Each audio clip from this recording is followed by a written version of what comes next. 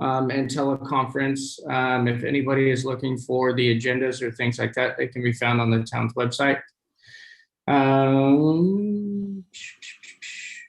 All right, so I guess we can go to committee comments for items not on the agenda. Does anybody have anything? How about we call the meeting to order and we say the Pledge of Allegiance? Pledge of Allegiance. Did I miss that on there? Oh, I missed that. Sorry. We'll call to order and we'll do Pledge of Allegiance. Russ, you want to lead us in that? Sure. I pledge allegiance to the flag of the United States of America and to the republic for which it stands, one nation, under God, indivisible, liberty and justice for all. Thank you for that. I get ahead of myself sometimes. We'll do roll call. Hey, Brian Baker. Yep. Mike Hogan. Russ Kelly. Here. Thor Ludi. Here. Mike Hogan here. Sorry, Carol. I was Okay, muted. I knew you were there. Hector Walensky. Yes. And that's it for now. Perfect. Does anybody on the committee have any comments on anything not on the agenda?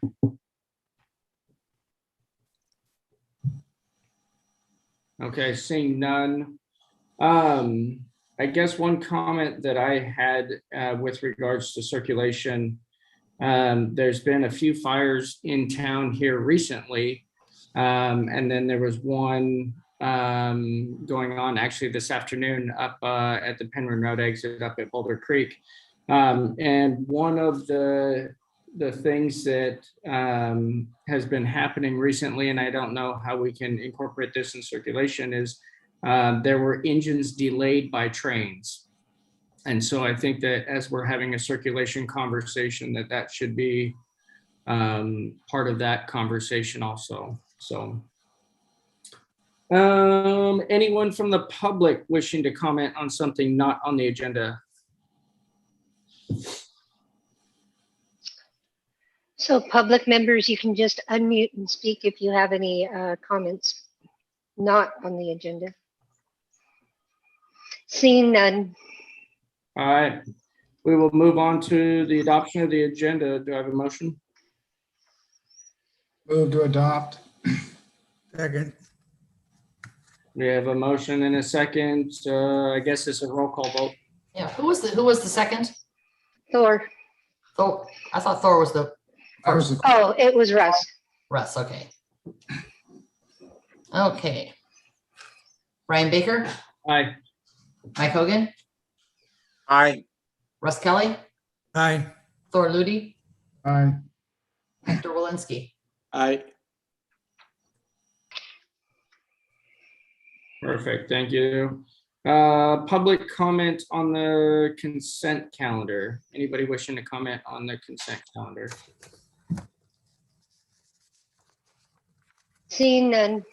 Perfect. Anybody on the committee have anything? Seeing none, we will, can I entertain a motion for the consent calendar? I make a motion that we accept the consent calendar. Second. Motion and second. Roll call. Brian Baker. Aye. Mike Hogan. Aye. Russ Kelly. Aye. Thor Ludi. Aye. Hector Walensky. Aye. Okay. Perfect. Then we'll get on to committee matters. So who's taking that one? That would be Mario. Mario Tambolini from Wood Rogers, our technical staff on the circulation element. Take it away, Mario. Thanks, Mary Beth. So I have a presentation prepared to start. Let me get my screen shared first. Let me share. Looks like the wrong one. Let's see, can you guys all see the first slide of the presentation? Yep. Okay, great.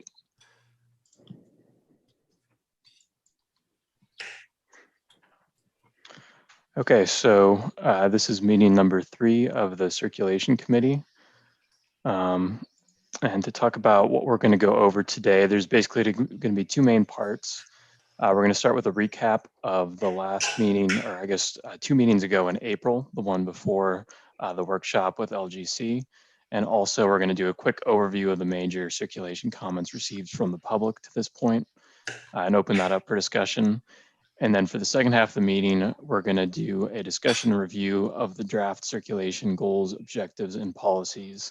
And so that's going to be kind of an interactive session where the committee members are going to get a chance to review existing and draft goals and policies and start providing input on any edits they want to see. So starting out with just a quick recap. Like I said, this was 2 meetings ago, so to try and refresh your memory of kind of where we left off in the overall general plan process. In that April meeting, we did an overview of what is included in the circulation element. We talked about the general plan requirements and how the circulation element relates to all the other elements. We talked about the draft circulation setting and went over kind of our draft findings and what those look like. And then we talked about the overall approach to how we're doing this update. And so if anybody would like to review any of that information, the slides were all provided to you. So a lot of that information is there. And also the draft setting is available on the town's website. So if you haven't already, please feel free to download that and review it, provide any comments that you might have. So moving on to public comments that we've received on transportation. I'm going to do a quick overview, and then at the end, if any committee members want to have any discussion about these items, feel free to speak up and talk about any of these topics. And maybe we can provide some additional clarification or answers or answer any questions that might come up. So this is just a summary of the main topics that seem to come up. I tried to condense them so we can get through them quickly, but I'll go ahead and read through them now. So comments that we received include continue pursuing a King Road interchange. That came up a few times. There is support for a frontage road between Horseshoe Bar Road and King Road, as it could help alleviate queuing at the interchange off ramps for Horseshoe Bar. There is support for a Dockborn's Drive extension, and multiple people said that was needed for town circulation. There is concern that there's a lot of traffic problems caused by growth in surrounding areas, not just growth in the town. There was concern from multiple people about speeding issues in the town and that needs to be addressed. There was a recommendation for a new overpass connecting Swetzer Road and Rippey Road. There was also a recommendation for a road parallel to the train tracks to connect Swetzer Road and English Colony Way in Newcastle. There was a recommendation to consider a railroad overpass or tunnel between Sierra College Boulevard and King Road to improve circulation if a train is passing. There was a request by an individual for improvements to Bankhead Road, citing some issues that are currently ongoing with traffic there. Multiple people commented on the need for maintenance and repaving. There was a specific comment about the need for a bike lane and walking path along Horseshoe Bar Road between Laird Road and I-80 interchange. There was also a request for a bike or pedestrian trail along the creek between Horseshoe Bar Road and Brace Road. One member of the public said that there are longer ramps are needed for the on-ramps at I-80 and Horseshoe Bar, as they're currently not long enough to do a safe merge. Multiple people supported building roundabouts throughout the town. We had one request for a potential carpool pickup location for Community of Sacramento, or what's called a park and ride lot. There was also a request for a new road that runs parallel to downtown, with the idea that you could then close off the downtown streets to vehicles when you're having events, and be an alternate way for vehicles to circulate during the road closures.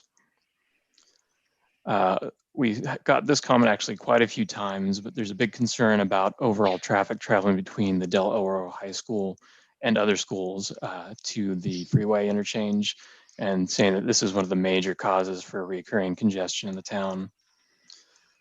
There is recurring concerns about Sierra College Boulevard congestion, and specifically all the cut through that's happening for commuting.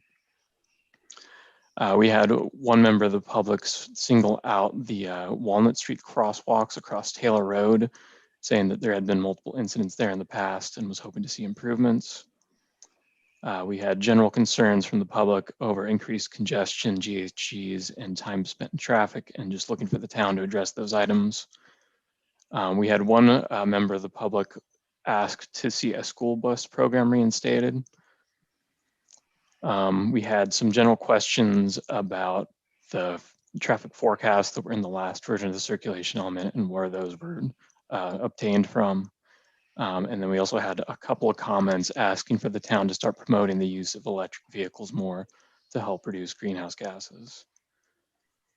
So that was just kind of an overall summary of some of the issues we've seen. Does anybody have any additional questions or would like to follow up on any of those topics?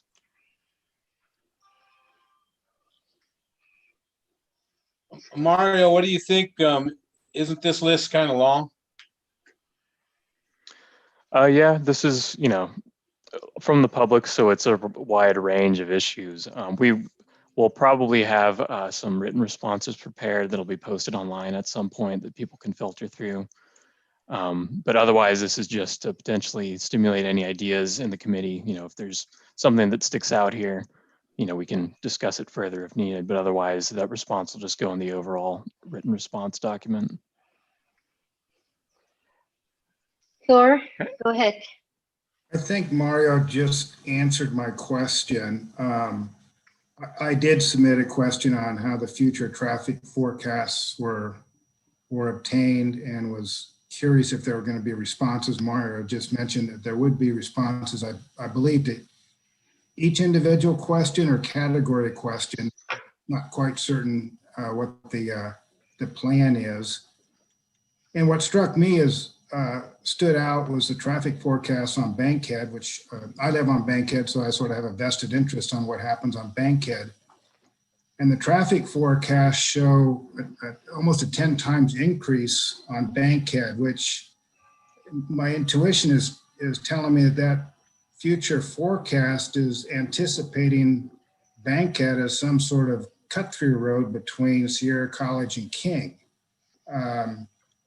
which I know concerns me and most of the folks along Bankhead. So at some point in time, Mario, I'd be curious how those forecasts were obtained. And it sounds like you're prepared to provide that information at some point in time. Yeah, so we'll have a detailed response to each individual question in that question or the comment log that'll get posted eventually. So we can go into more detail there, but just as a really quick answer. So the last round of forecasts were done using a Loomis model that was based on the SACOG travel demand model, which is the model for the whole region. And so you're correct, that does seem relatively high, a 10 times increase in traffic on Bankhead. We are revisiting the model for this go around. So we're going to get the latest SACOG model, kind of add some detail in the town, and then redo the forecasts with the latest land use forecasts in the area. But so that's something that we can specifically look at and make sure that it is possible that maybe the model thought that would be a cut through route and that shouldn't have actually been happening. So we can double check that and make sure it's reasonable for the next go around. I just wanted to point something out. There was on the slide here, the safety issue at Walnut Street crosswalks. Council just recently approved not taking them out, but the in-ground crosswalk light things, disconnecting those and instead putting the flash and beacon lights on pedestrian crossing posts at those intersections or at those crosswalks. So that should be happening pretty quickly. That was approved by council last month. So we'll be getting those put in pretty soon. We're also looking at potentially doing a traffic just analysis to see if putting a stop sign or an additional signal there would be warranted. And so we're just starting to talk about that at this point. I don't know where that's going to go, but it is something that we're looking at. One of the things that I'd like to talk a little bit about is Doc Barnes and Boynton. Maybe unbeknownst to some of us, and I haven't had a chance to get the plan to our city manager for him to review and see what might help there.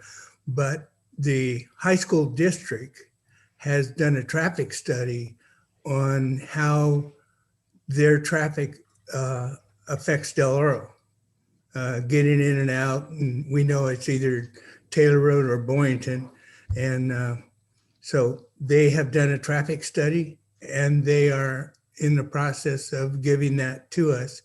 I'm on the oversight committee at Del Oro, and the superintendent of the high school district indicated that they had done that and they have that, and they will turn it over to us, our city manager, so that we can incorporate some of their ideas into that.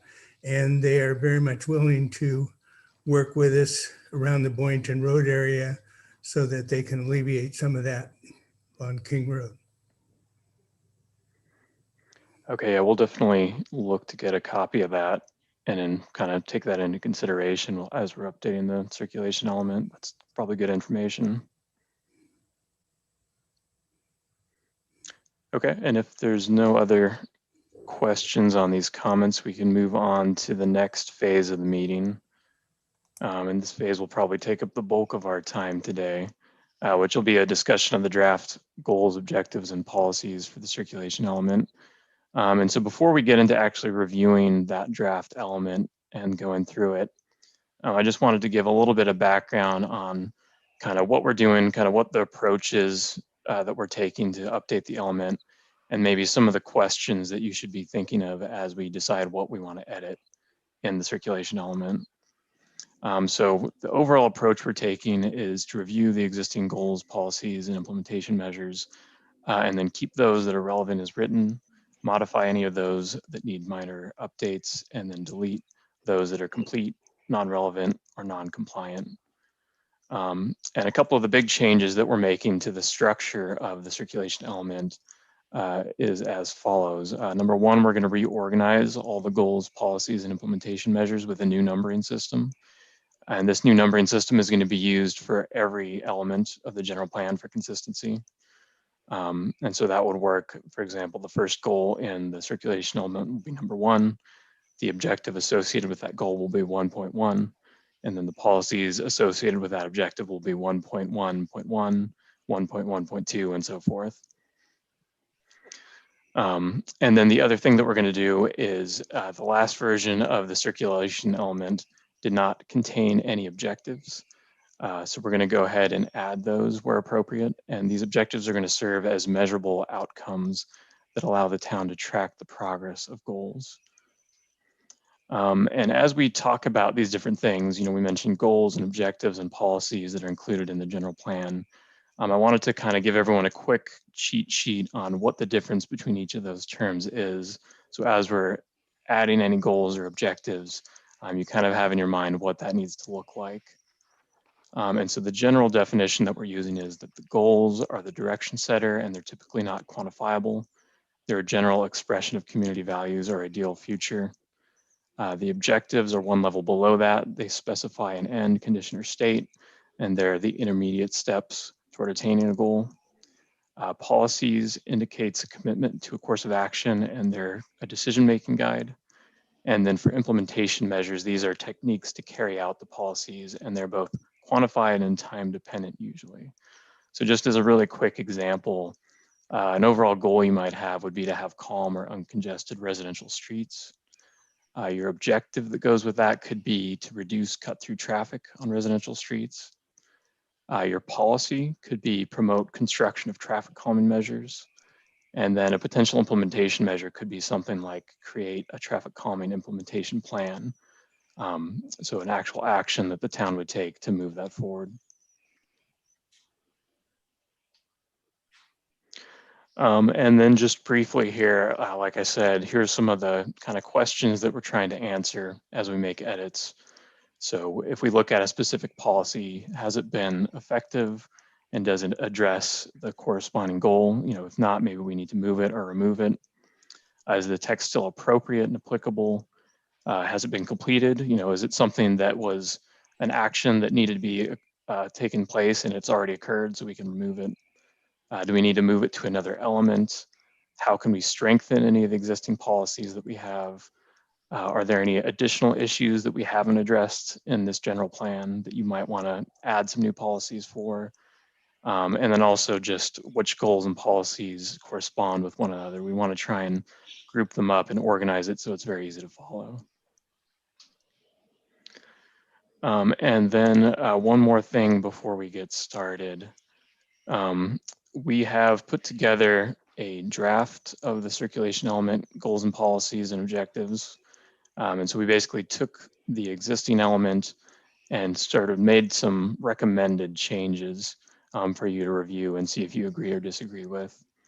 And so this is kind of the general approach that we took as we were doing that. So generally kept the overall goals. We only made minor adjustments there. Like I said before, we're adding new objectives for each goal. And kind of the purpose of these is to hopefully, if you have a goal with maybe 7 or 8 or 9 policies underneath it, maybe you can group those policies into different subcategories and give a unique objective for each of those groups. So it helps kind of further define your goals into subcategories. And then also we wanted to think about things like, do we need to add additional policies on VMT or vehicle miles traveled, as that's a much bigger deal for the state than it was 5 or 6 years ago. Do we need to adjust how we're talking about level of service now that CEQA is shifting to VMT? And then also things like, do we need to think more about connectivity or ride sharing or environmental justice? Or potentially, I know the town's interested in potentially designating land for trails. Do we want to add a policy that specifically addresses that as something the town wants to do moving forward? And then as we're moving forward, if you have any specific ideas that you want to see included that you think the town should be implementing, please chime in and we can think if that should be added to one of these categories. Okay, so with that, I'm going to go ahead and actually bring up our current in progress draft element.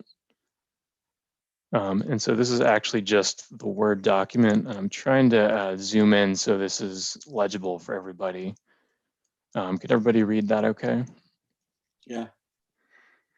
Okay, and so we're actually just going to go ahead and go through this line by line, specifically focusing on goals, policies, and objectives. And I'll go ahead and read each one out loud and then kind of leave it open for comments. And so if everybody thinks it's good and don't hear anything, we'll move on to the next one. If you want to see any changes, go ahead and recommend, whatever you think, and we can actually just start editing the document right here, adding the language that you think should be different. And so as I scroll down here, the way this is set up is that anything that is just regular text is text straight from the last to the existing circulation element. Anything that's underlined is a new addition. And then anything that is struck through is something that we're proposing on deleting. And so this is the existing element with initial changes that we've made, basically. And these are, you can kind of view these as recommendations. So if you see anything that you think should have been kept that we're striking out, or you don't want to see added that we're adding, feel free to make some input on that. So to start out here, this is just the introduction to the section. We're not going to go through this. This is just straight out of the prior element with the non-applicable language struck out. If you want to review this, we have this draft element. It'll be available on the town's website, and we'll show you where you can download it after this. But the section we want to focus on is this goals, objectives, policies, and implementation measures. I'll start it by saying the last version of the element had a topic called issues as well. So it had an issue that each goal was addressing. We're actually going to remove those from this version of the circulation element, and all the different elements are doing this time around. But we did try and kind of carry the spirit of these issues forward as we were creating new objectives to add to the element. The other thing to note is a lot of those issues have been identified in the settings sections, which support this document, the goals, objectives, policy. So a lot of that stuff has been captured. Okay, so let's go ahead and get started reviewing the goals. So like I said, I'll go ahead and read each one, and after each one, if there's any comments, just go ahead and speak up. So for the circulation element, circulation element goal number 1 is to strive for service levels that reflect a balance between mobility, land use, cost effectiveness, and financial resources. So does everybody think that's still appropriate? Not hearing anything else, we'll just keep moving. Number 2, to develop standards that protect public safety and provide mobility for all forms of transportation. Number 3, to increase the efficiency of the transportation system network, reduce travel demand on the town's roadway system, reduce the amount of emissions and pollutants from automobiles, and contribute to achieving the level of service goals identified in the Loomis General Plan.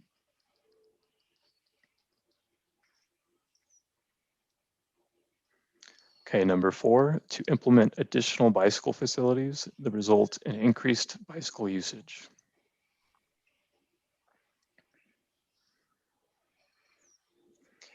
Number 5, to devote resources for the promotion of transit service that are appropriate for its size and financial resources using comparable cities as the benchmark.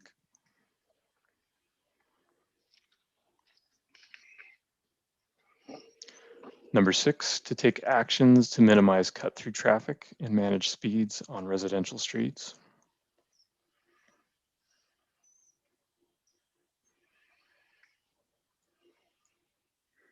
Number 7, to leverage the town's resources with outside funding sources such as developer fees, state funds, federal funds, etc.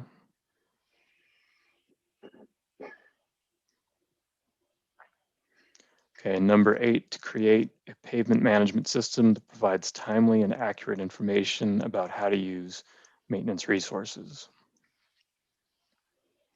Mario and Sean, you're on the line here. I thought the town has already created that management system. I heard you talk about it, so I'm wondering if that should be continue to manage that system or some other terminology. Yeah, we have it's the pavement condition index.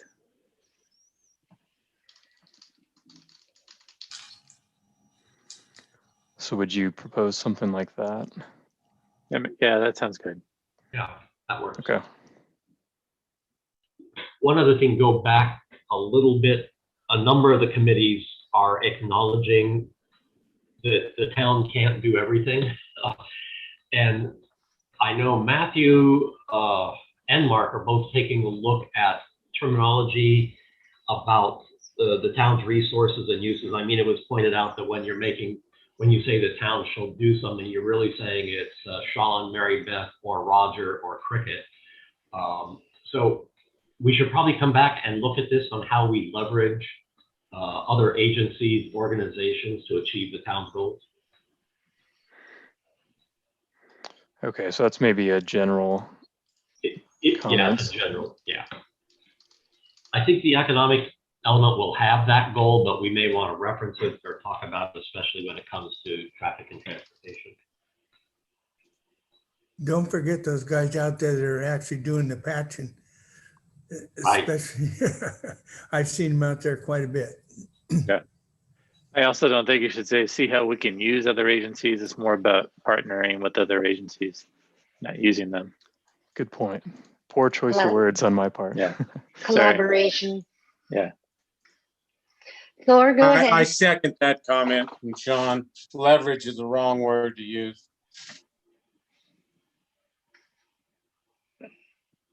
My question may not pertain to circulation, but I'm not certain, so I'll ask it anyway. Where does adequate parking factor into the general plan update?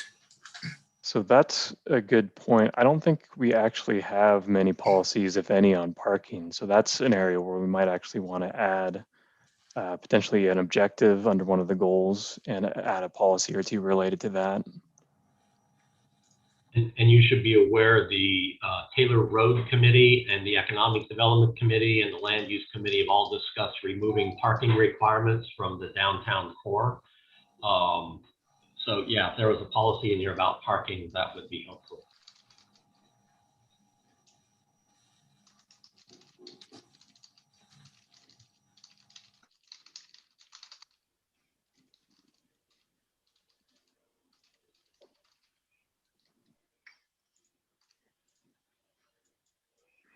Okay, so maybe if we have enough time, we can circle back and think where that might be added in under one of these goals.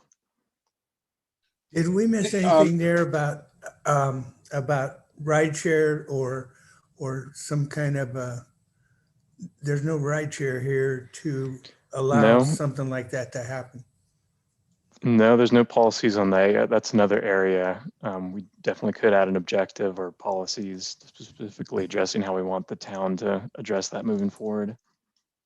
And wouldn't that include VMT, Mario? And I'm wondering if you have a goal that kind of addresses VMT. We had just one before. I've added some draft language. Okay. That it's kind of common to what other agencies are doing. So that's something we can talk about when we get there and see if we want to adjust it. Is that a policy then? There is an existing policy on VMT, and so I've kind of fleshed it out with another objective and a couple other policies related to that. All right. So on the rideshare objective would also and they're obviously not here yet with the scooters and the bikes and those things, the jump and the new scooters and all of those things. Would that be a policy that would sit or fit similarly with that one? Yeah, it definitely could. If we see that as a way to get people out of vehicles in other alternate modes, it could fit under that goal. So I guess maybe I'll leave it up to the committee. Is that something, it sounds like we're interested in adding those. Would you want to try and fit those in somewhere now and see if we could add some policies to the appropriate goal sections?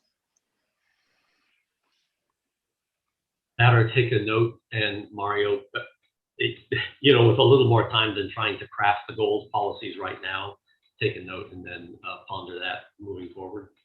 Okay, yeah, I'll make the note, and if we have time at the end, we can discuss it, or maybe that's the topic for the next meeting if we run out of time looking at the existing policies. Or I go was wondering ahead. if we could back up just a little Sorry. to the, Sure. there's a goal up here about reducing cut-through traffic and managing speeds on residential streets. The way to do that is to improve the arterials so people stay on them. What I would like to avoid is the kind of the exclusion of people from public roads, which is, you see it, like, you're going down a one-way street and suddenly it's a two-way street in downtown Sac, and you've got to go around 3 blocks just to get back on the direction you were going. And I just kind of feel like kind of creates more traffic, but it's called a traffic calming method. So the goal in my mind is to improve through traffic circulation. But oftentimes the action taken is blocking off the residential roads and access to them. Well, what really needs to be done is improve the arterials. So my thought would be, we take actions to maximize traffic flow on through streets and arterials, reducing traffic on residential streets. Because people turn this kind of statement into, I want speed bumps, stop signs,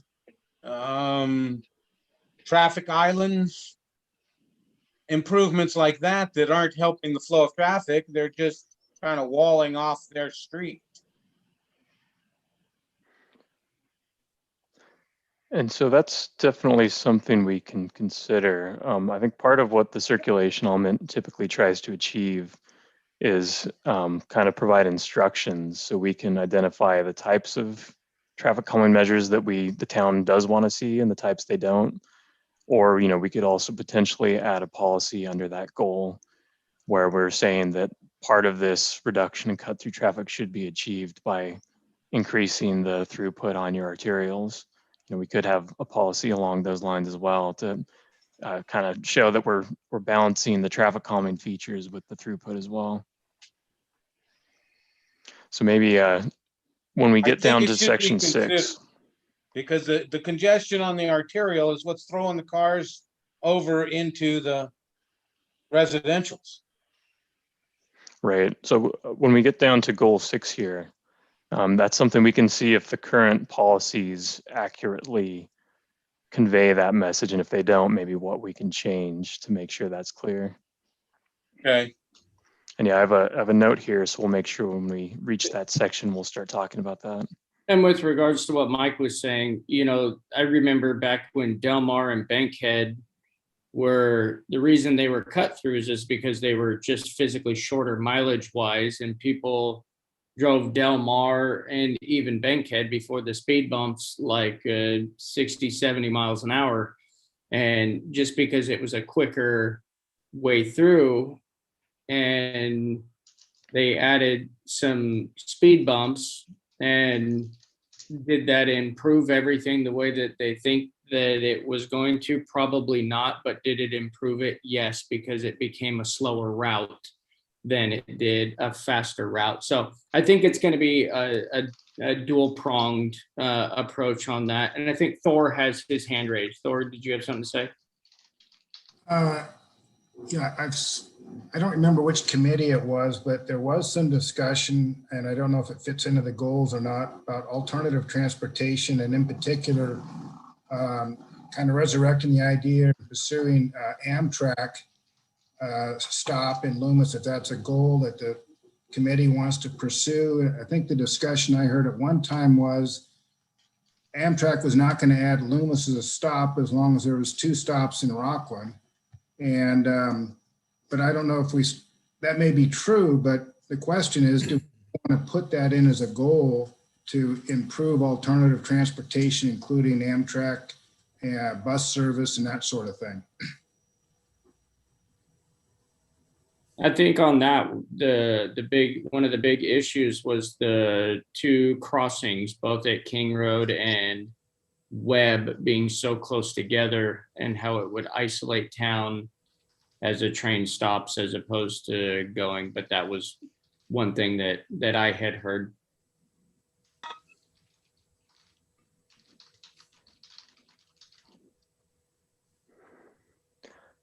Okay, so yeah, that's another thing we can look at. Could fit under the transit section. You're in mute. Go ahead. Thor is in mute. His microphone is off. Lud. We cannot hear you. You see that? Ross also. Okay. I don't know if you're aware that we cannot listen to you. Who can't you hear? Thor and Russ, the microphone is off. Now Russ is okay. Now okay. But I think that if they make a stop, it would be really ideal to have a stop here, Loomis, for Amtrak. If that's one of the options.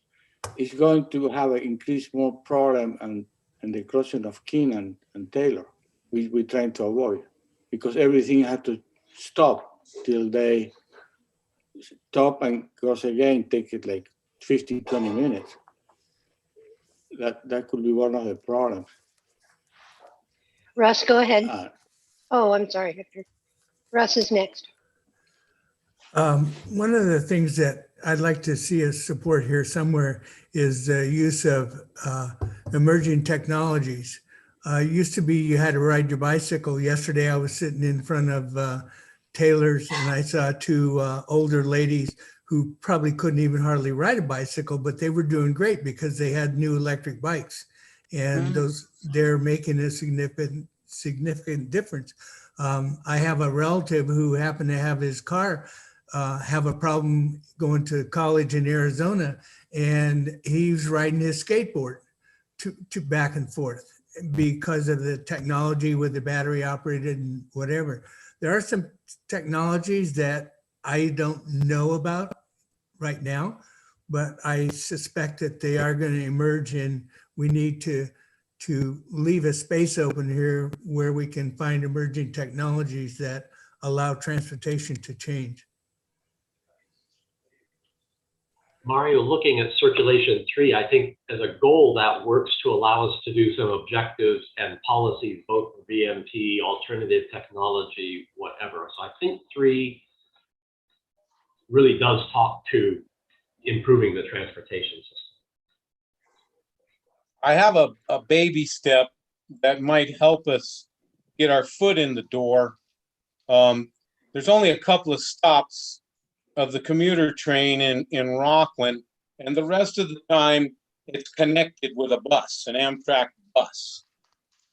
If we could get the Amtrak bus to stop here in Loomis, then over time transition that into the train stopping here. Then the reason I say this is, how many different ways have we been told no by Amtrak now? At one time we were told there's too much slope in the train tracks. Start and stop the train there. Well, the freight trains stopped there and picked up fruit. So they have their criteria about coming into a station and going out of a station. The issue with blocking web, that is an issue. I don't know how we would solve that, but if we could maybe get them to say yes to taking every other bus, and instead of going from Roseville to Rockland, get a couple of them going Roseville to Loomis. Now we're on the team, so to speak, working with the people that do the scheduling and might get a foot in the door. I don't know, but Sean knows. We've been told that. We're told no a lot of different ways. Yes. You know, one of the things might be that we have to actually leave the depot where it is and move it down where the molding plant was, because that allows us more space without having to worry about web, without having to worry about King. And it allows a longer train in there, and the passenger trains typically are not that long. And did they stop the buses coming from, I thought the buses still stopped here in the morning Placer, and at night. I think it's Placer Transit that stops here, but Right. Amtrak stops at the Amtrak station in Rockland. That's so, yeah, let's get more buses are better. But you're right, Russ, that's a great location. You're absolutely right. And guess what? We own it. That's what else I'm thinking. And we have a nice shade cover already exists. And parking. Okay, so it sounds like the committee's generally in favor and potentially at least Amtrak bus stop in Loomis. Absolutely. And hamburgers and more food at the station now for people to wait for the bus. Chairman Baker, I have Jean Wilson with her hand raised. If you entertained her comment. I would always entertain a comment from Jean. Go ahead, Jean. Just a minor comment. We're probably talking more about Capitol Corridor than Amtrak, because the Amtrak is the one that comes all the way from Chicago and it's going to whiz right on through. But it's probably the Capitol Corridor is more what we're talking about in this situation. You're correct on that, Jean. Yes, Jean's correct.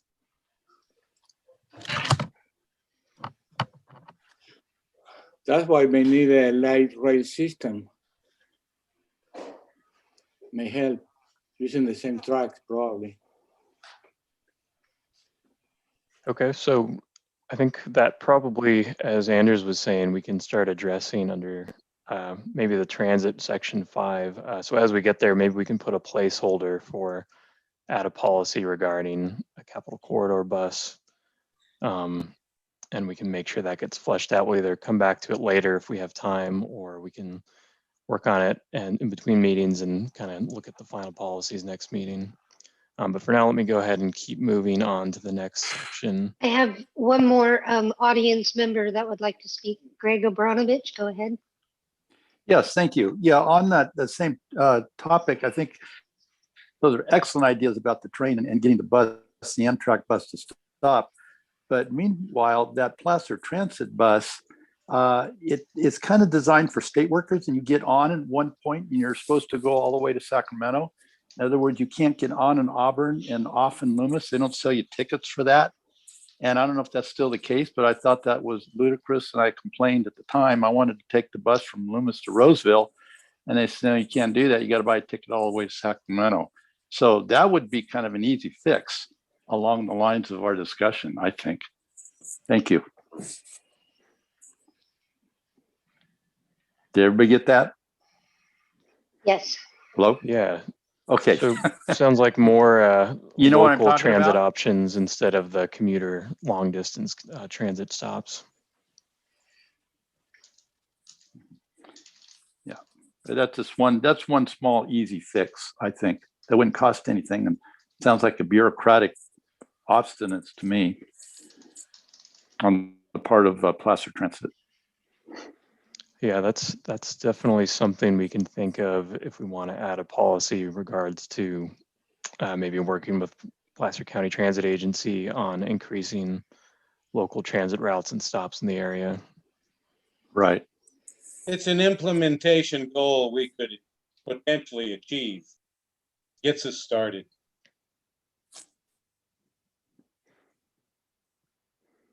Okay. Any other comments on the goals, or can we move on to the next section, which is the objectives and policies? Okay. Yes. So hearing nothing else. Okay, first, these are all the objectives, policies, and implementation measures. We've divided them into subcategories that generally relate to the goals. And also, as a reminder, the objectives are new. That's something that we have drafted for the first time. And so, if you have any input on if those need to be adjusted, let us know. So starting with the level of service section, the objective, CIR 1.1, is maintain acceptable levels of congestion in the town via appropriately funded roadway improvements. So what does everybody think of that objective? Any feedback so far? Okay, moving on. How about by designating funds for roadway improvement? I just think that statement's kind of nebulous. So instead of It's this, fine. by designating? Yeah, it's a little stronger, a little more to the point. Let's designate some funds that we can put toward these roadway improvements. That's our number one issue, really. Getting some money. I think the other part is we don't want it to seem like the town's going to necessarily pay for everything individually. We want to make sure that some of the funds are coming from developer fees and other sources where possible. Actually, I was looking at it, we don't have to put funding in the objective. Basically, the objective is maintaining acceptable levels of congestion, period. That's yes. And then when we get into policies implementation, we can talk about funding. Okay, that makes it simple. Thor? Yeah, what's acceptable level of congestion mean to people? That's an open-ended statement. I mean, frankly, I think right now the congestion's about as much as I would like to ever see. So that's where we actually get to define what the acceptable levels are with our policies, and the next policy will actually do that. Okay. So the objective would basically be saying, maintaining acceptable levels as defined further on in the document.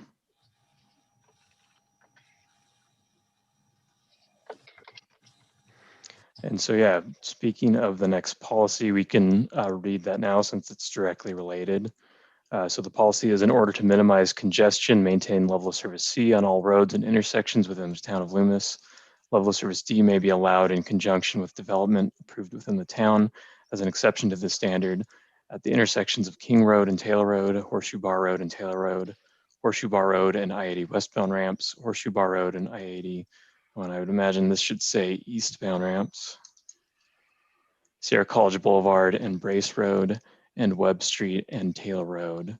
And then when either one, the deficiency is substantially caused by through traffic, which neither begins nor ends in Loomis and is primarily generated by non-residents, or two, the deficiency will be temporarily, which means less than 3 years and the deficiency will be temporary, which means less than 3 years, and a fully funded plan is in place to provide the improvements needed to remedy the substandard condition.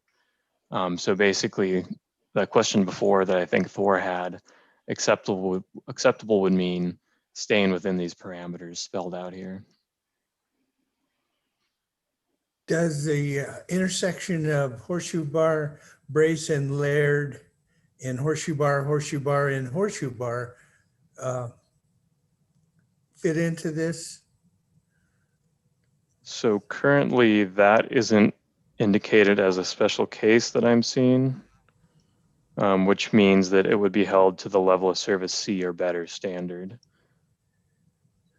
We actually somewhere, I think there was proposed a roundabout. Matter of fact, and I'm going to put it on our pinpoint that we need to think about a roundabout there because it's significantly amount of traffic coming from down Laird Road, going to and from Laird Road, and then either going down to Barton Road or on to Horseshoe Bar.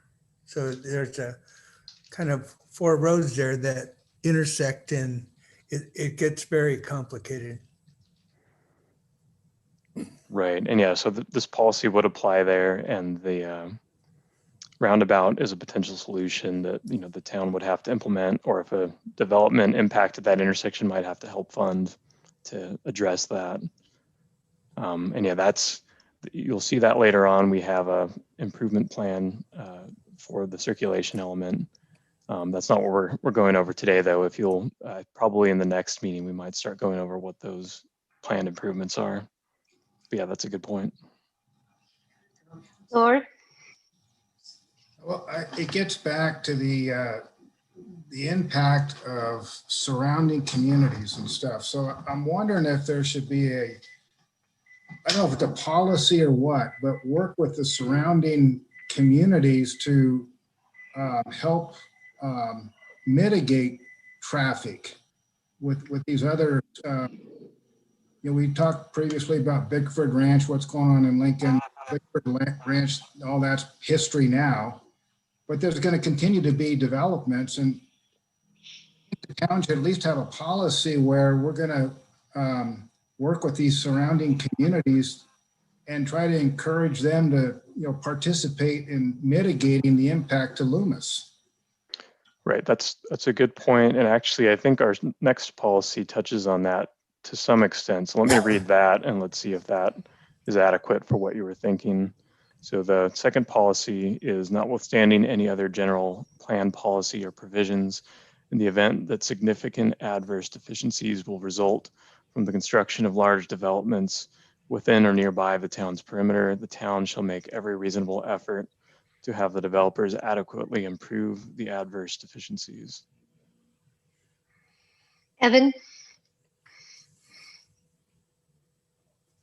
Well, and my question was very much in line with Thor's and what you're addressing here, but I guess it's regarding the caveat to policy 1, which this does start to address. Policy 2, that is, does start to address regarding level of service D being allowed essentially the deficiency in the event that the traffic is passed through and not caused or generated by residents, or rather is primarily generated by non-residents. Why does that mean that the deficiency is an allowed exception, or why should that mean that the deficiency is an allowed exception at those intersections? And I guess then, does the policy 2 go far enough to give the general plan enough teeth to do something about it? So for the first part of the question, this was an existing policy, so I couldn't say exactly what the reasoning was, but generally the reason you'd single these out as being acceptable at D is that they're probably identified as higher traffic locations to begin with. Maybe they were already operating at D. when this policy was made. And so maybe, I think maybe whoever made this policy, the town members probably realized that it's probably not feasible to maintain C everywhere. C is actually, you know, a pretty high level of operations. And because these are seen as kind of regional, like higher volume facilities, they would allow D there, since it'd probably be more cost effective to try and build improvements that would maintain that. For the second question, I guess we're saying the town shall make every reasonable effort to have the developers adequately improve the adverse deficiencies. Is there a suggestion for maybe stronger language? Is that the hope there? I guess. Well, my thinking is it's not only developers, but it's make every reasonable effort to work with the surrounding, local agencies, whether it be Placer County, City of Lincoln, City of Rockland. I'd like to see work with developers and, other entities, agencies, local government, however you want to phrase it. But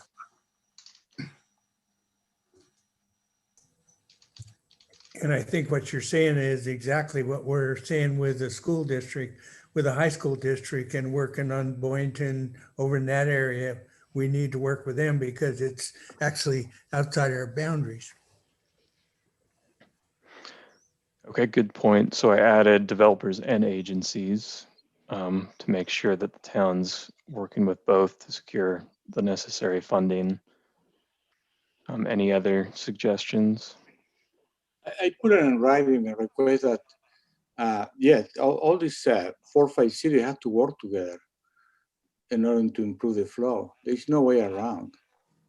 Otherwise, everybody does whatever they want in their own bubble, and we have to actually interconnect to help each other.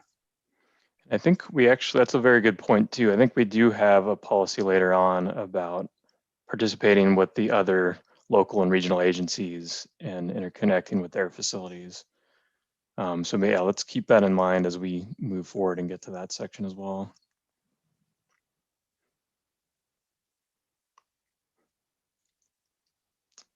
Okay, so that is the first section of policies for level of service. The next one is for roadway improvement standards. So we're calling this section 2. And so objective 2.1 is update town standards as necessary to maintain consistency with general plan goals and current engineering practices.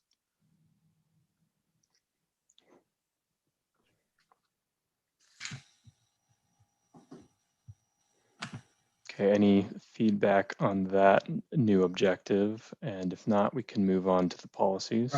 I think you also have to include changes to local laws, state laws, etc.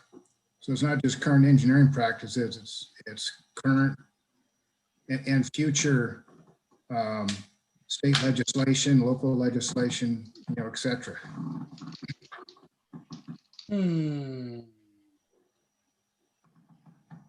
Probably should put federal in there because it seems like the federal government shoves down a fair number of regulations.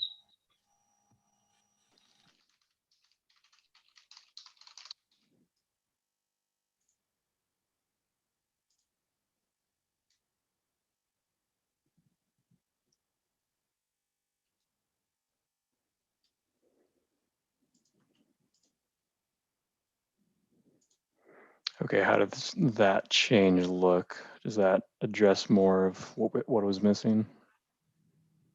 I think it addresses it, and in that the local regulation has to be consistent with the general plan. I think we've covered anything the town of Loomis decides to do. Right. And I was actually thinking of not only current, but future. And, I often like to refer to the Americans with Disability Act. That was a regulation that was, came down the pipeline that all of a sudden we all had to start complying with. Which, of course, is a good thing. But the standards and engineering practices need to evolve and adapt to future changes as well. So would you like something like that in both cases? I have a problem putting an objective with future in there since we don't know. And I don't know if we need to say current. I think we could just say, with engineering practices and state and federal regulations, because they are evolving. It's no question. That might be, maybe simpler might be better in this case if we just delete the time reference. I think so. And part of the reason they're just the way some people interpret these policies is they may come and say, the federal government is planning on implementing a regulation, but they haven't yet, but you have to comply with it now. And that can be difficult when we're reviewing projects. Yeah.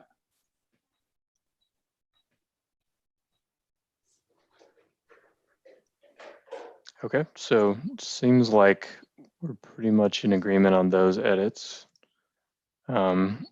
Unless there's anything else, I'll move on to the policies for section 2.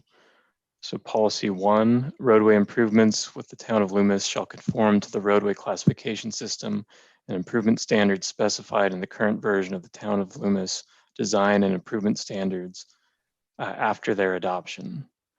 I had highlighted after their adoption. Is this still a necessary statement? Was this something that hadn't been adopted before the prior circulation element?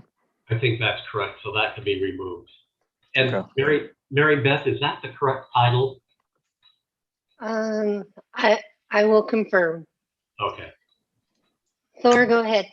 Well, yeah, if somebody mentioned deleting the word current, you might want to put in the adopted version of the town of Loomis standards. It doesn't matter.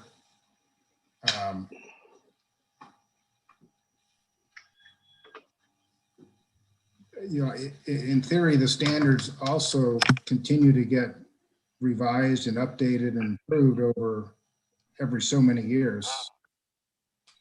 I would take out adopted end version and the word of and just say specified in the town of Loomis standards, because legally that is whatever is current.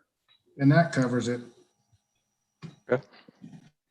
Simpler is better wherever possible. And what Loomis has is construction improvement standards, if that's what you're looking for. But also the land development manual. Yeah. And both were adopted in 2004. Thank you, Christy and Mary Beth.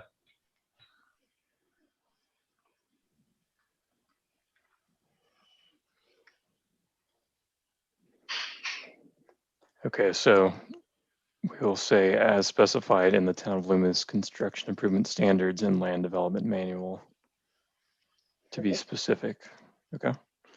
Moving to the next policy, the design of downtown roadway and streetscape improvements will continue to maintain the small town downtown character.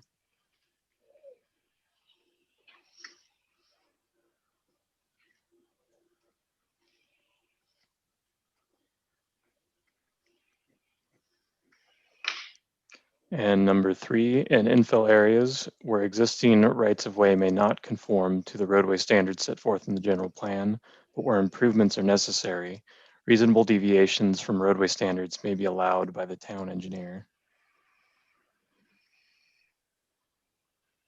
Does that just have to include infill areas? Because as I'm looking at Horseshoe Bar from the Interstate 80 south, there are places there where there's rocks and we're either going to dynamite, take out trees or whatever, when in fact there may be some better options too, and that's not an infill area, but it shall be considered maybe.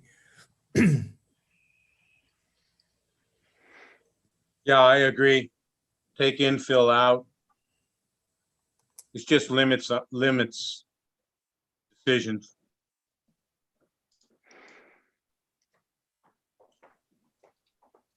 And in some ways, isn't all of the town of Loomis infill, within the town boundaries? So yeah, I think taking it out works.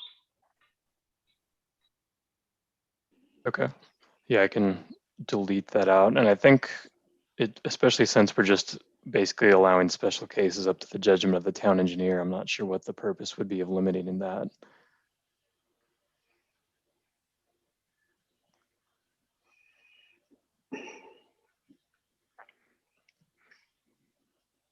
Okay, and now we're on to our first implementation measure, and this one is linked to the policy regarding roadway standards. So this implementation measure says the town will develop and adopt road and street improvement and design standards as funding permits. You're, in this case, now that it's done with the construction improvement standards land development manual, it would be to maintain and update those standards.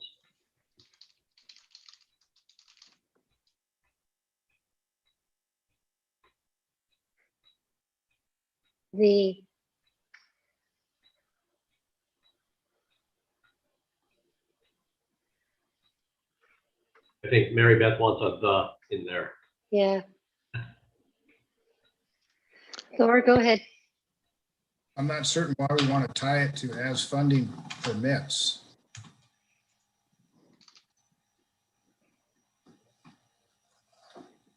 I would agree, since we have a policy up there before about town funding and there will be other policies, I don't think that's necessary to put in here.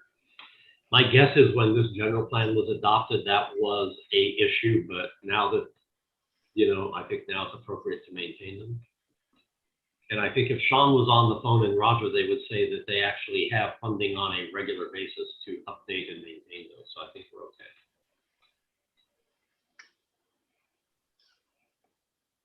Okay, so is that, did I capture all the comments there? That actually came along because we had to hire a consultant to help us draft new street improvement standards. Because we only had one engineer, you know. And I think that's why that was put in there, if I remember right. Okay, so moving on to the next subsection is Transportation System Management, or TSM. And so for the objective for this one, I actually moved up one of the policies that read a little bit like an objective to me. So maybe the group can weigh in and see if we want to keep that there or move it back to a policy.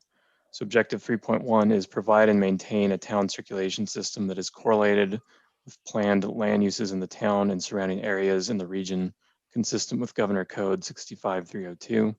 Also work to ensure compatibility and complementary relationships between the circulation system and existing and planned land uses that helps promote environmental objectives such as safe and uncongested neighborhoods, energy conservation, reduction of air and noise pollution, and provision of and access to bicycle, pedestrian, and transit facilities. Question of Andreas. Do we need to put government codes into our objectives? Because, I mean, we could say government code, but the actual code, because our experiencing in some areas, those numbers change or there are additional codes? I would say leaving it more vague would probably be advisable. So you could probably just remove the 65302, just say consistent with government code should be fine, Mario. Okay. With the government code, added the before government. Yeah. I would say applicable government codes, but that's just wordsmithing. With the applicable government codes? I wouldn't say, I just. Andy, you muted. Oh, sorry about my hand. I would say I kind of like consistent with applicable government codes with an S.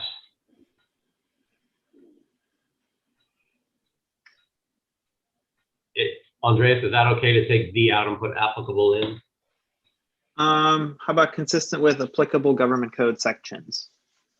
Oh, there you go. Since the government code is a specific code in state law, just pluralizing Okay. codes doesn't quite look right. Okay, thank you.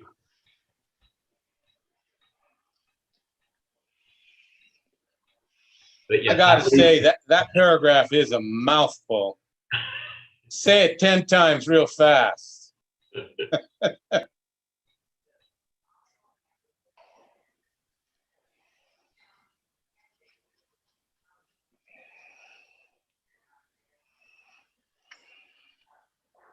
I could see almost, is there, oh, go ahead, Anders. I'm almost thinking where you start with the word also becomes a policy.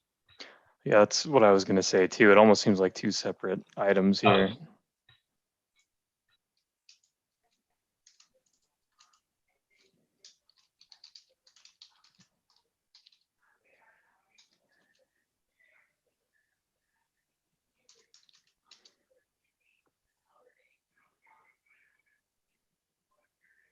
Well, there goes your numbering.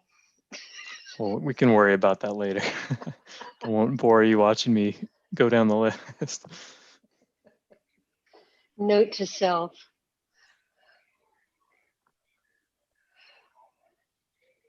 One thing the committee should be aware of is each of these committees are writing their own separate sections, and we are trying to coordinate, but we will be combining them into a single document, and we are required under state code to make them ADA compliant, which will change the numbering to be in compliance with that. So the document, when it goes to the Planning Commission as your recommendation, will look slightly different what we're working on right now.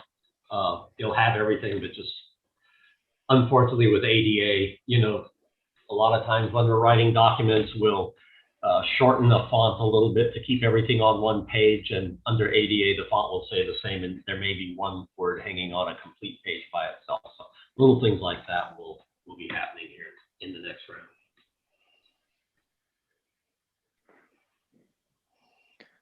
Okay, and so moving on, unless there is more comments, we'll go to the original policy 3.1.1. Promote a safe and efficient roadway system for the movement of both people and goods, motorized and non-motorized. This is for people and goods, but a lot of people are walking their dogs. In some cases, people are riding their horses. Now, horses brings out a whole new thing, but as far as them walking their animals and that, I don't think that's a stretch. Question, Mario, and I'm just thinking about it. Do we have any policies dealing with drones? No, nothing like that. Okay. Yeah, that's another thing that could kind of go under that new tech category. Right. And I think some of those could likely fit under this section 3. I think you had mentioned that before, Anders, and maybe we even have a new objective with a couple policies under that if we want to address drones or ride share or the scooters or whatever we want to talk about. Well, and I've heard in some places pullouts for Amazon to unload stuff. I don't know. There is new technology is changing how we do business. And so if we want to maybe make a note of that for now, let's see. We could say we'll add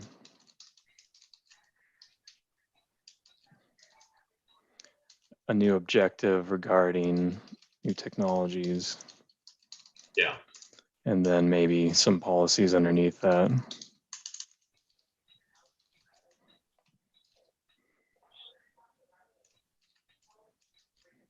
As far as drones, it's also worth considering which element we stick that into, depending on what the particular concern is, whether it's noise, privacy. Right. If it's privacy, that might be a public safety issue, whereas noise would be noise. And I'm thinking, Andreas, we may do it in both, because in the case of delivery service, that does shift, instead of trucks, you might have the drones. You might have delivery drones, yeah. Right. And then landing zones for them. It's still so new, I don't know, but I kind of see. And then definitely Mario will reference other sections of the general plan. Say if we talk about drones, then we talk about this is also discussed under noise. Yeah, I guess we could have separate policies for drones regarding the different elements.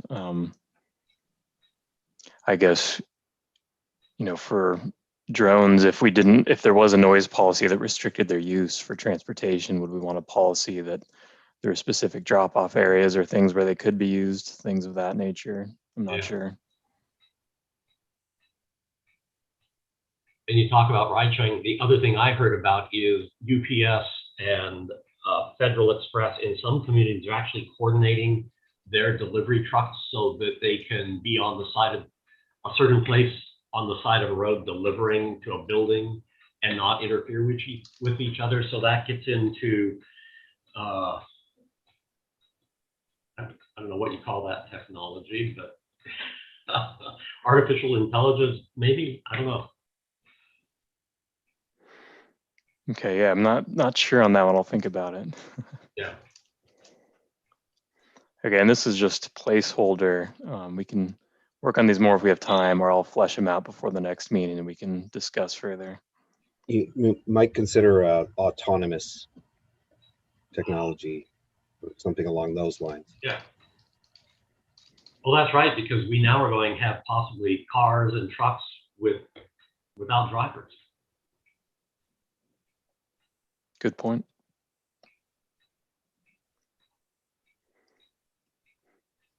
Okay, so I will get back down to where we left off for now. I believe we read the old policy 1. So policy 3.1.2, maintain projected level of service where possible and ensure that future development and the circulation system are in balance.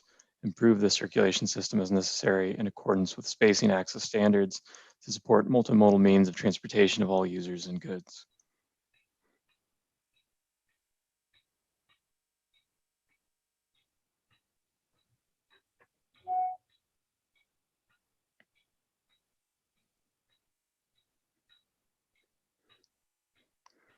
That one seems relatively straightforward.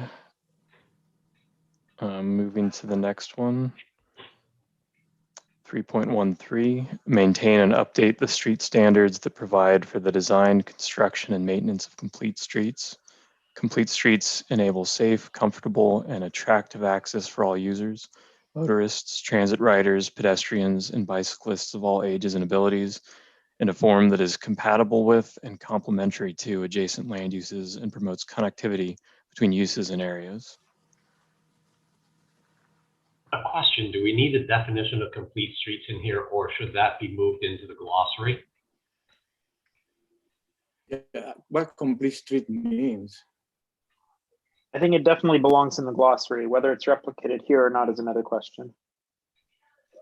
Okay, one thing we're not, if it's in the glossary, it is the official place of definitions, and so we would just summarize this and reference that the glossary is the location where the definition of complete streets is located.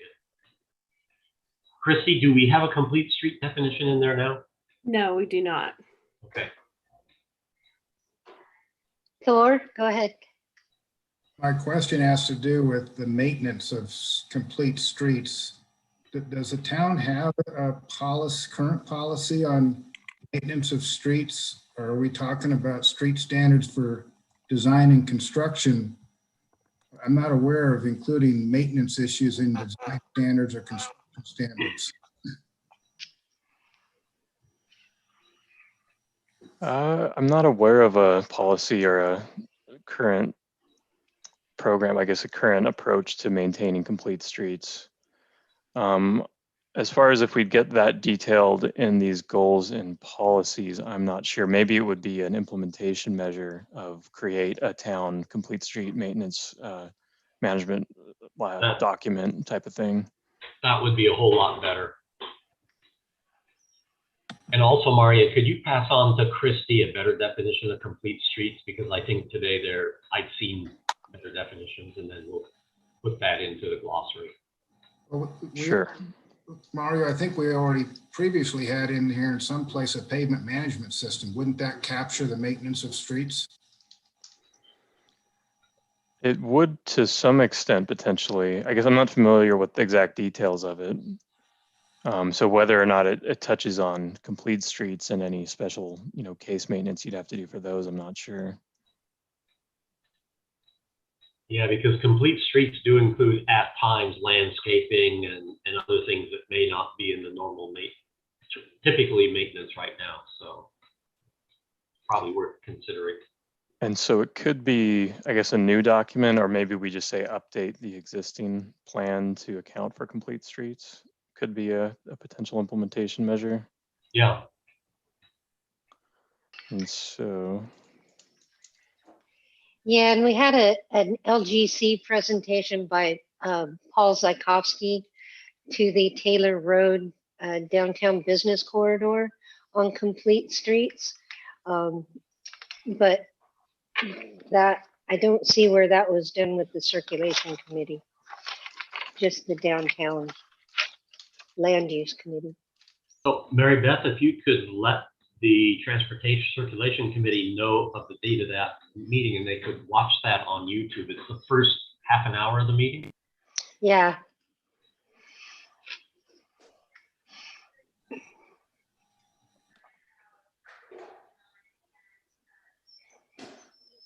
And we actually do have a maintenance section later on, so I'm not sure if this implementation measure belongs there or here, but maybe we can consider that. Yeah, definitely. You're going to go through this, Mario, and make sure everything lines up. So I think it's good. Leave it as a placeholder here now, and you can figure that out as you review. Okay. Does the maintenance include coordination? It drives me nuts when we just do a street and all of a sudden the utility comes down and takes it apart and tries to put it back together, and then we suffer for years because of that. Is that falling in the maintenance program, or where would that fall in? I've actually referenced that in the public services and facilities, that when they're trenching, they need to be held to some level of standard for rehabilitation and getting it back to what it was right before they trenched. But I think this would probably be an appropriate location for that, for more detail. Because it's actually about coordination. I mean, they can put it back as best they can, but the coordination, if we do a new street, I wouldn't expect anything to be torn up on that street for at least a year or so. Absolutely, Russ. Sacramento County, they have fees if you go into a resurfaced road and want to redo utilities. Maybe Thor could speak to this. Also, the town of Loomis patching standards, they don't even exist. If you go into a road that was recently resurfaced, every jurisdiction around you makes you pave much wider than your utility trench to put new pavement back where resurfaced pavement exists. The city of Rockland's making you pave a minimum of it's more than a lane width. And that's not even on a recently paved street. And here in Loomis, PG&E comes through, other utilities that they put in, they dig a 2-foot patch, and that's about what they dig a 2-foot trench.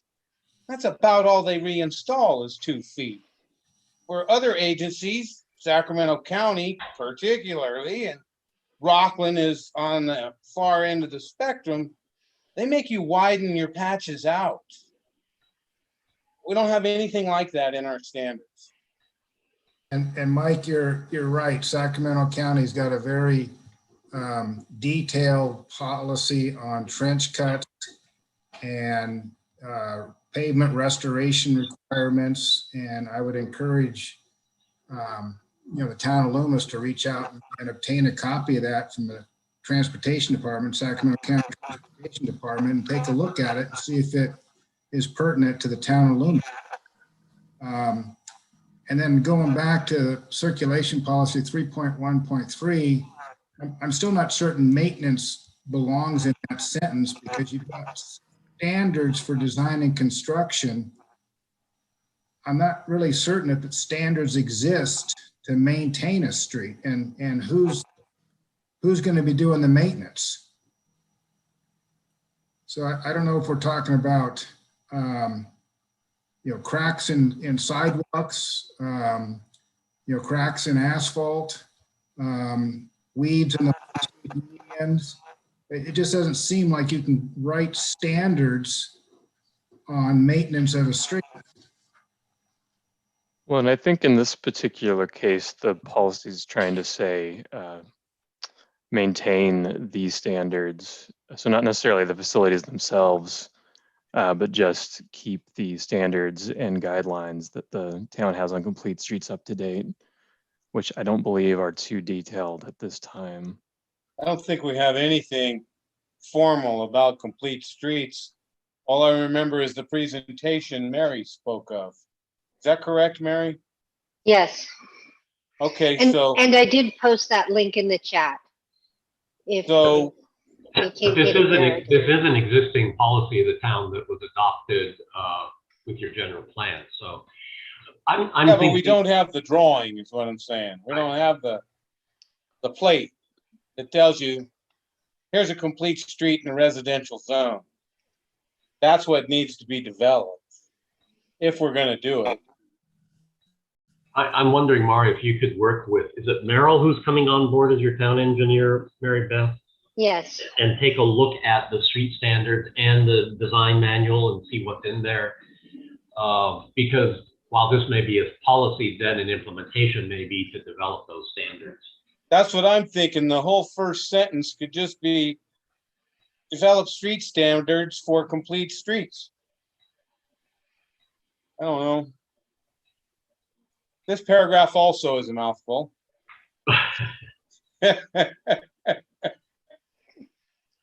Thor? You're muted. Yeah. Well, I guess, kind of getting back to, we've talked about keep it simple, develop standards for design and construction of streets. Yes. You don't need the word complete, whatever that means. Oh, we got a presentation on complete streets. You provide for many forms of transportation on your street, basically. Yeah, in this case, complete streets is kind of like a buzz term right now, which like specifically means you have landscape medians or bench areas, you have bike lanes or Bike lanes, yeah. maybe on-street parking that shelters the bike lanes, all those sorts of things that are supposed to encourage people to walk or bike or use transit more. So I think this policy is specifically intending to address those. I mean, I think we specifically outline complete streets. There's also I forget which one it is, but there is a California regulation that does say complete streets must be like evaluated and included in general plans. So there is a specific reason we're talking about complete streets here. The construction standards do have standards for streets. They do not cover complete streets. So just, it covers all sorts of things like striping and marking and pavement and all that, but it doesn't have anything specific to complete streets. Yeah, because complete streets, the first stage, a lot of time is just striping. I would say, Mario, develop and then maintain standards that provide, and I'm sure Andres, you have better language than that, but that kind of gets in that once it's developed, we can drop that word from the general plan and then just maintain. Okay. Thor? It just seems like complete streets to me has some sort of legal connotation, that the street's been completed and accepted by the town of Loomis. No, No, it has to do with the cross section of the street. It's kind of a term of art for what all is included beyond just the pavement of the road itself. Right. It doesn't have to do with whether or not an improvement's been accepted. But we can get into more of that detail in the glossary. Yeah. That's why it's in quotes, because it is a, like you say, term of art today.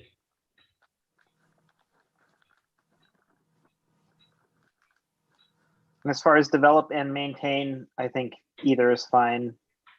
You can put both in there. Okay. I think the 2040 general plan will have different people with different thoughts on whether or not we should keep it as develop and maintain in there. And the state of California may have some ideas on that too. I agree. Maintenance is out of place there, but. Well, this is maintaining the standards. Once you have the Oh, I see. Yeah. Do we put standards in there? I hate to add words. It's in there. It's in there. It's after maintain, develop and maintain standards. Oh, you got it. Okay. I've only read it 5 times. Complete streets, it seems more like for downtown or places where a lot of people congregate. Generally, yeah, that's usually where you'd see them. Yeah, so there are complete street and regular street or residential street. Some of the techniques are used to calm streets down, Yeah. especially residential streets. So it is applied in other locations from time to time. It's like there are 2 or 3 standards. So we need a definition and put it where. Yeah, and I'll add just a sentence in a bit that references, see the glossary for definition of complete Yeah, that'd street, be if great. that's helpful. But I guess if we're at least somewhat satisfied with this language, I think we can move to the next one. So 3.1.4, roundabouts may be used in place of signalized intersections on any roadway facility or intersection type. Roundabouts are particularly encouraged at the intersection of 2 collector streets.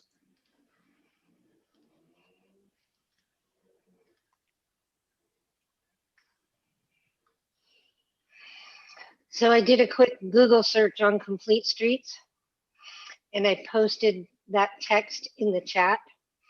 And it says complete streets is a transportation policy and design approach that requires streets to be planned, designed, operated, and maintained to enable safe, convenient, and comfortable travel and access for users of all ages and abilities, regardless of their mode of transportation. Very. Another mouthful. Yeah. Very raw. Yeah. You saved me from saying it again, Anders.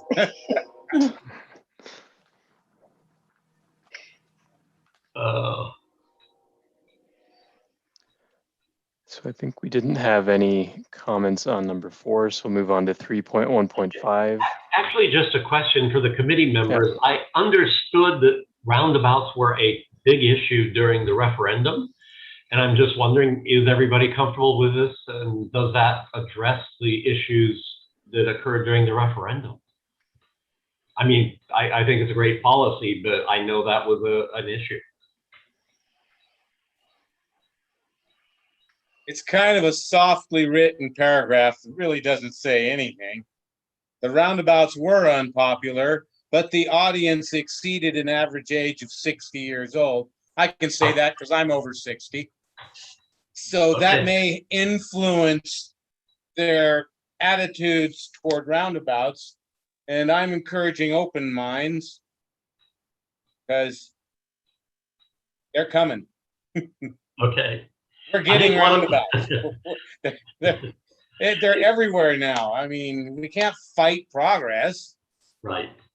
I just wanted to make sure as it goes forward in the general plan that the committee is supportive of that, because I think the committee may have to support the council when it finally comes to the council. So that just wanted to make sure we had it covered correctly. If that's only one thing, it's going to be easy.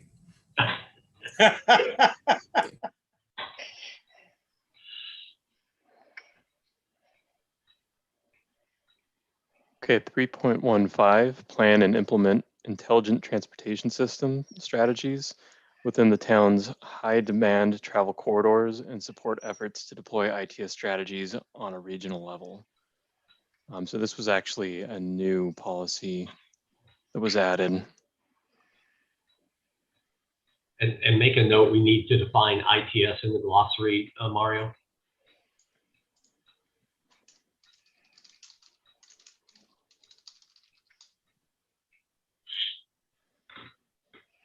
I guess that means we all have to talk to each other.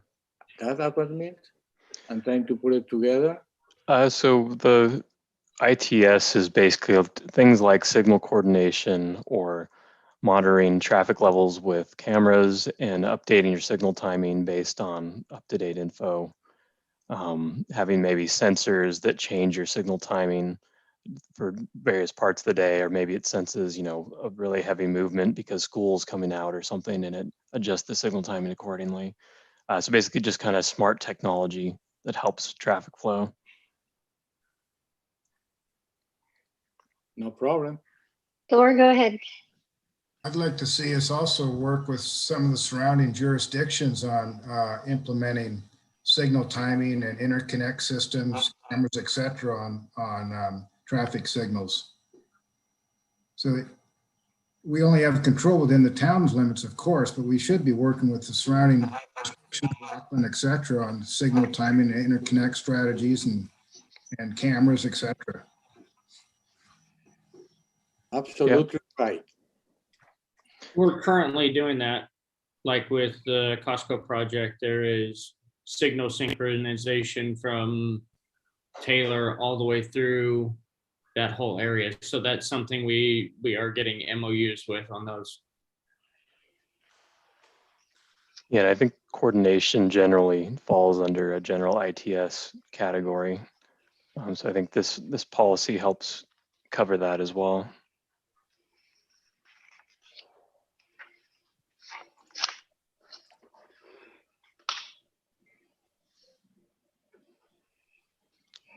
Okay, and if there's no more comments, moving on. Let's see, this was our, and this isn't final, but draft implementation measure we just added, so we'll skip past that. The next objective is CIR 3.2, reduce vehicle miles traveled per capita, consistent with the state of California's current goals and policies.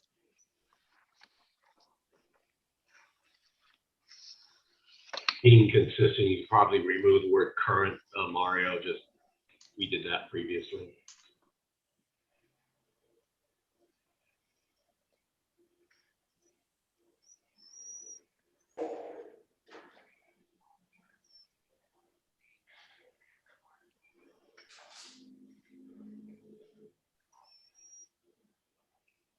Okay, and moving on to the policies, 3.2.1, through layout of land uses, improved alternate modes, and provision of more direct routes, strive to reduce VMT per capita. Do we need a number in here? And you know, we may want Matthew to talk about this, because within CEQA documents, generally, this is where you would have, you know, we're trying to reduce VMT by 0%, 1%, 5%, in order that we can use that in the CEQA document. So maybe let's have a conference with Matt and Andreas. You probably should get engaged, but what we say there, it's a tough one, because I don't think at this point in time, Mario, we really know what is an appropriate reduction in VMT in the town of Loomis. Right, so I was going to handle that because I thought of the same thing as an implementation measure. So we can skip down to the bottom here. Implementation measures CIR 3211. The town will develop and adopt VMT thresholds consistent with current CEQA guidelines. All right, thank you. And those CEQA guidelines come from the state? Well, so the way it works is there are CEQA guidelines from the state, and they say that basically from now on, transportation impacts, when you're evaluating environmental impacts, need to be done using VMT. And it is left up to each individual agency to set the threshold of how much VMT is okay. So yeah, the general guidelines come from the state, and then it's up to the town to basically set their own specific thresholds based on that. That's going to be used to evaluate projects. And I think just reference Placer County is a 15% reduction overall from existing levels of traffic or VMT. I think that's correct. Yeah, that's the general recommendation that the state is giving, but you don't have to follow it. No, but I think I think Placer County is trying to achieve that county-wide, but then they're assigning within the county specific VMT reduction. So in the South, Placer County is like 20-25%. I think Tahoe is probably like 5%. So We just want to be careful that we don't create artificial roadblocks, allowing certain groups or something to say, hey, you didn't meet your 10% goal. You only got 9.5. Right, and so that's exactly why we're not going to commit to a number right now. Okay. We're going to have to do some research and make sure that it's actually feasible to meet that number. I get nervous before about you that. commit. I get real Yeah. nervous. So that was number 1. So policy 3.2.2, develop and maintain VMT thresholds consistent with California Governor's Office of Planning and Research recommendations and the current California Environmental Quality Act guidelines. So this is the policy connected to this implementation measure. Policy 3.2.3, in the event that significant adverse VMT impacts will result from the construction of new developments in the town shall make every reasonable effort to have the developers adequately mitigate the adverse impacts.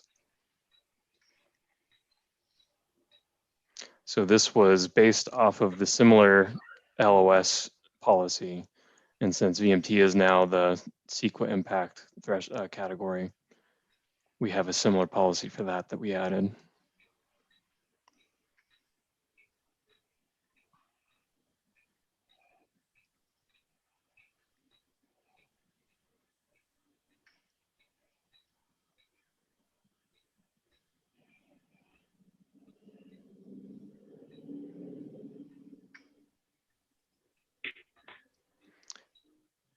Okay, and I'll go ahead. 3.4, why is A in there? Would that be more of an implementation measure? Kind of, it doesn't read that way, but.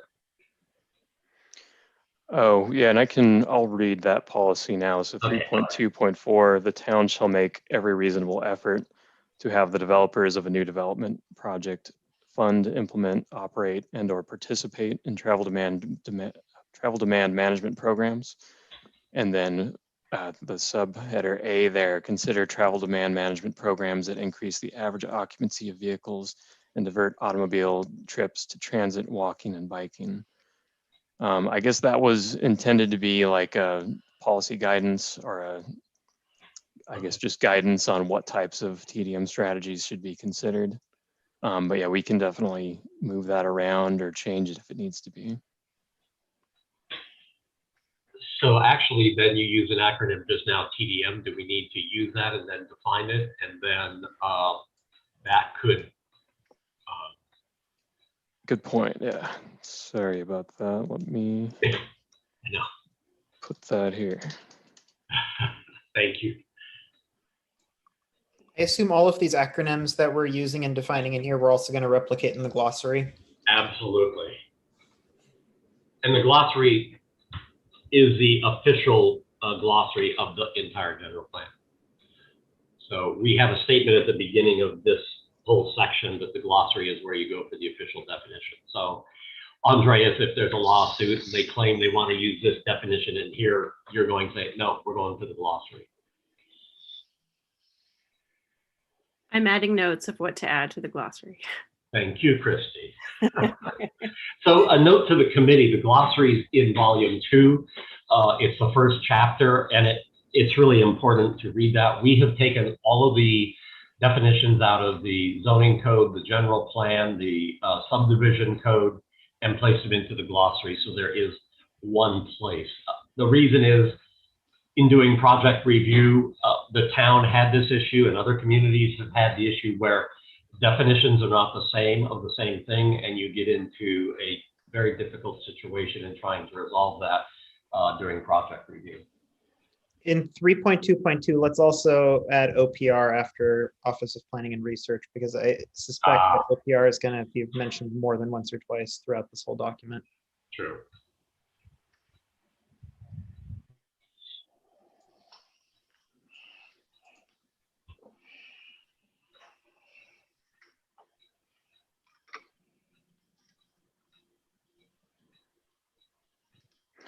Okay, Andrews, did you want to make any changes to this? No, I think leave that. And okay. Yeah, let's consider if we put it in the glossary, maybe that could be removed from here. So let's leave it for now. Okay, so I think we covered that section. Moving on to the next one, bicycle and pedestrian facilities, objective CAR 401, create a continuous and interconnected bicycle and pedestrian network that is accessible to all. Somebody brought up equestrian previously. Would this be a place to talk about equestrian? Be careful, the bikes and the horses don't get along. Understood. Definitely could be. Was that even something we could add, bicycle, pedestrian, and equestrian facilities? You know, they use that in the parks. I mean, Right.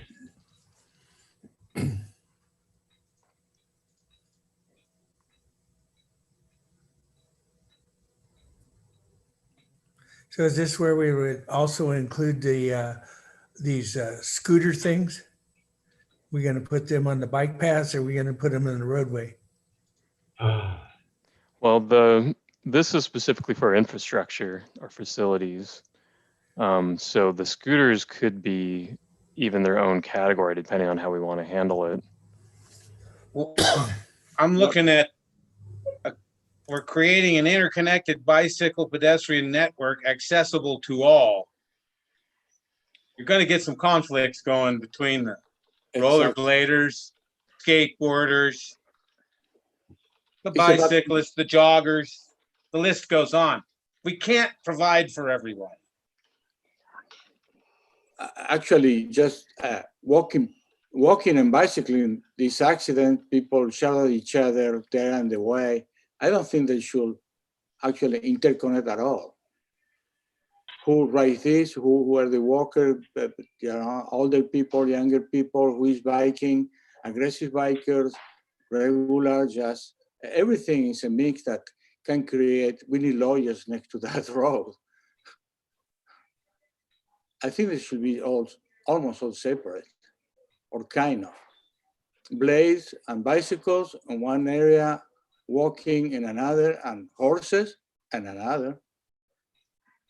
Or again, we are just... You know, the thought there, instead of changing the objective, what we could do is, that's in policy to talk about that they should be appropriately designed to provide for safety, et cetera. And I don't know what other policies you have in here, Mario, but I think having, you know, continuous interconnected systems is important to the town. And I've been hearing that in Parks and Recreation open space, but I think it is important to note that they have to be safe. And that's through design. It is a time bomb. Well, I think the point of the connectivity is generally to encourage people, maybe they're biking to work, but then they have to walk the last couple blocks, or, you know, if they're getting off transit and they need to walk somewhere. I think the connectivity is supposed to promote, in a safe way, being able to get from point A to B to C and fill in the gaps with walking or biking as needed. You know, you just said it, Mario, put in your objective that is safe and accessible to all.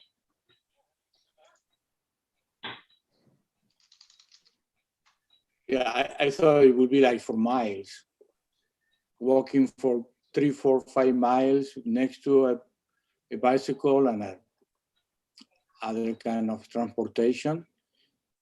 But no, it's just for it's a short meaning. I think it's safer that way. Couple blocks is okay, 3 blocks. After that,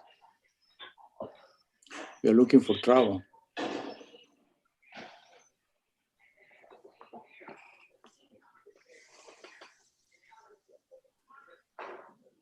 Did we want to make any further adjustments to this objective then, or are we okay with this and kind of making maybe more policies that have more specifics?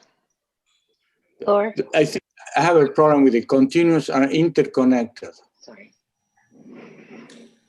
I think Anders might have already addressed it, but as soon as you throw in equestrian facilities, what you're talking about, the design is no longer, say, a 10-foot wide path. You're looking at a 15-foot wide path. I mean, it's a completely different animal when you throw in, and no pun intended, when you throw equestrian on top of bike and pedestrians. Mike mentioned as well, horses and bikes, they don't mix. So all of a sudden instead of talking about, like the American River Bike Trail, they've got almost a separate trail just for horses. Yeah, they do.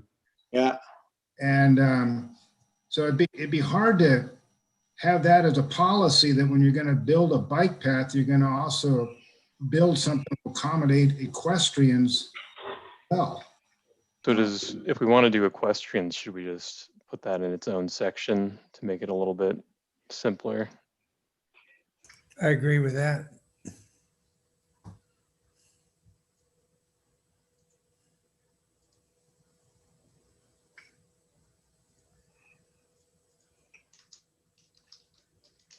And then I know Hector had mentioned he didn't like the word interconnected. Did we want to make any changes to that? Because interconnected sounds like a long ride from blocks to the center to downtown to whatever. There's an interconnection. Otherwise, it's not interconnected. And we have to have also maybe think about pets like dogs. People go with dogs. I looked at the word interconnected as interconnected to bike paths and surrounding agencies and jurisdictions. So a bike path from Loomis that connects into the bike path that goes through Rockland and on into Roseville. That's I looked at the word interconnected. Correct. And the Placer County Transportation Agency has a bicycle and pedestrian network that eventually they want to be able to bike or hike from Lake Tahoe down to the Sacramento River along the American River Parkway. So it's a very extensive system. Yeah. So the interconnected is connecting into the trail system with Placer County, Rockland, Roseville, et cetera. Thor? Okay. Does some of that interconnection, though, relate to getting everything connected so that they can get to schools? Correct, So a they safe can get, school. yeah. Yeah, and in Parks and Recreation, Mario, we do have creating safe, oh boy, there's a term for it, safe schools routes. Safe routes to school. We talk about it in the public facilities, and then also we talked about it a little bit in parks in terms of trails. So we're going to have a policy in here that references parks and in public facilities and Parks and Recreation, and here, which is the safe routes to school. Can we add on the town of Loomis? So we are interconnected on the town of Loomis? Yes. And that's it? The interconnection is within the town of Loomis and into other bicycle and pedestrian ways, Placer County and also Rockland and Roseville.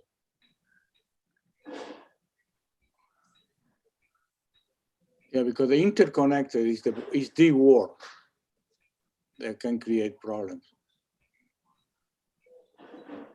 How you connect them, from where to where, through what?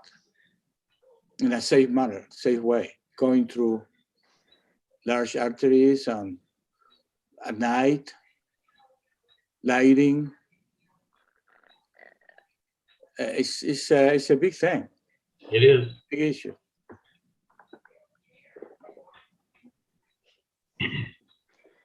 Well, I think generally the interconnected in my mind means connecting to existing bike lanes or sidewalks, both locally and regionally, but also, there's a sidewalk that gets you to the beginning of the bike lane, or there's, bike lanes that get you to a class 1 bike route or bike path, and so forth, so that it's not just, you build a nice class 1 bike path, off somewhere in a greenway, but there's no easy way to get to it. So the interconnected is, providing that connectivity. There's an easy way to get there and start biking on the new path that was built. And they have that. There's a lot of that out in Lincoln where you can ride in, you can ride out through, open areas as well as you can ride right up in Lincoln Hills.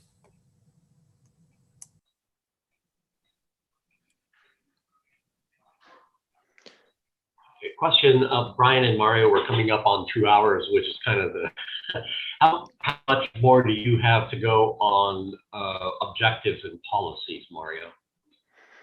And then the question of the committee is, do we continue to the end or do we come back at the next meeting? So we have a ways to go. Yeah, there's quite a few for circulation. Better come back. It's too much. This is another 2 hours.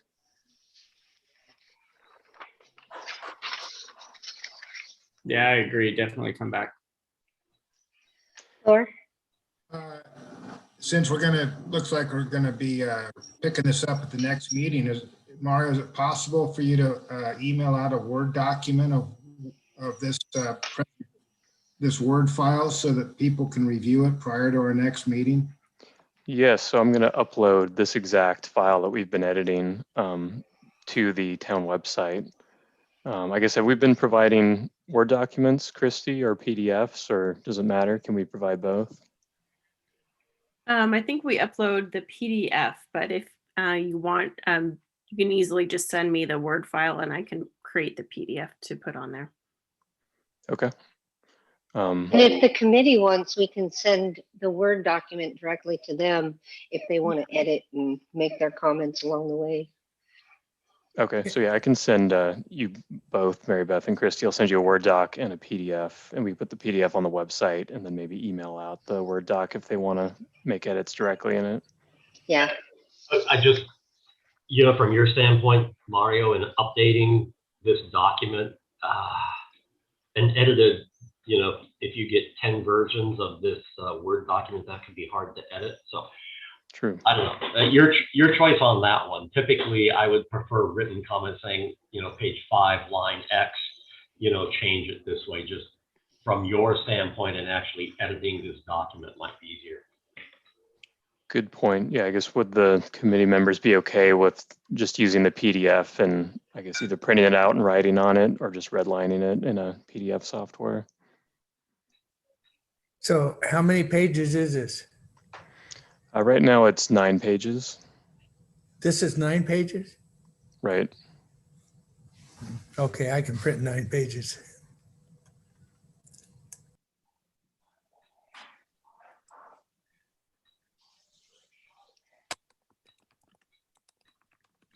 So when the PDF does get posted online, I'll send the committee members the notification that it's available.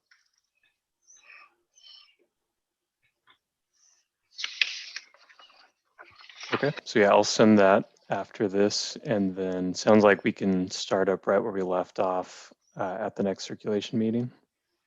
Yep. Sure. Thor? Just a quick point. I'm going to be camping up at Silver Lake. I think the next meeting's July 7th. Is that right? Correct. So I don't know if I'll have an internet connection at Silver Lake or even if I drive over to Kirkwood. So I guess Mary Beth or Carol, would it be okay if I read through things and just marked up the PDF and dropped it by the town council office? Definitely. Drop it off at town hall at your convenience. Yeah. Hey, Thor, can I go with you?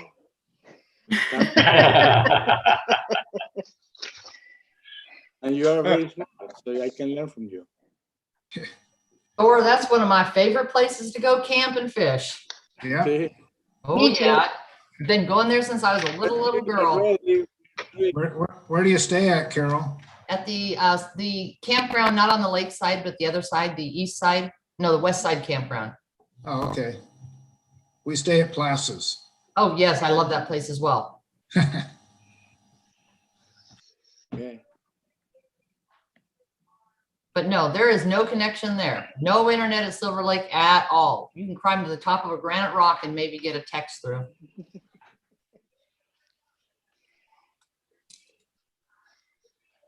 Okay, with that being dealt with, we have committee questions of staff, and it sounds like we've gone through that. Is there any public comment? None. So from there, we will move.